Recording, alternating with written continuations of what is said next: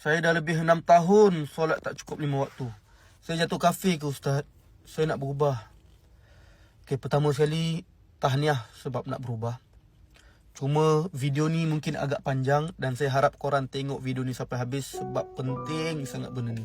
Tapi sebelum tu saya sangat suggest dan merayu untuk korang dapatkan dan baca buku baru saya, Tuhan Aku Ingin Hijrah. Sebab dalam buku ni saya cerita panjang lebar macam mana cara nak tinggalkan dosa-dosa yang telah bersarang dalam hati kita. Antaranya dosa meninggalkan solat. Okey, khas untuk korang saya bagi diskaun, saya bagi free postage, boleh COD dan akan dapat tanda tangan saya. Sebab saya nak sangat korang untuk baca buku ni supaya korang dapat bekalan untuk berubah. Apapun saya akan jawab video ni, dengar sampai habis dan sebarkan. Pertama sekali, dosa meninggalkan solat ni adalah dosa yang sangat besar. Dosa meninggalkan solat ni lagi besar daripada minum arak, lagi besar daripada membunuh, lagi besar daripada berzina, lagi besar daripada mencuri. Sebab tu jangan main-main benda ni, jangan anggap benda ni ringan. Benda ni dosa besar. Solat ni tiang agama. Bila tiang runtuh, runtuhlah agama kita.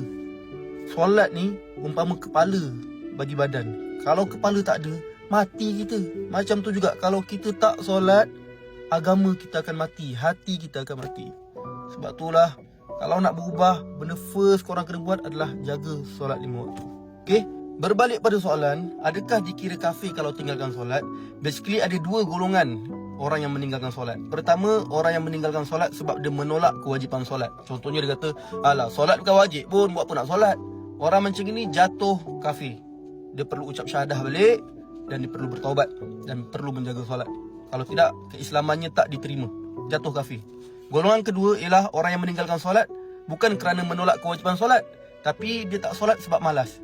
Dia tahu solat tu wajib, tapi dia malas.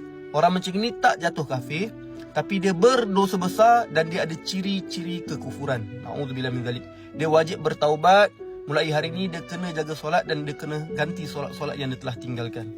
Okey sahabat sekalian, ingat benda first yang Allah akan tanya dekat akhirat selepas iman ialah solat. Kalau solat kita tak lepas, bahaya. Ada potensi yang besar untuk masuk neraka. Na'udzubillah min zalik. Jagalah solat sahabat sekalian.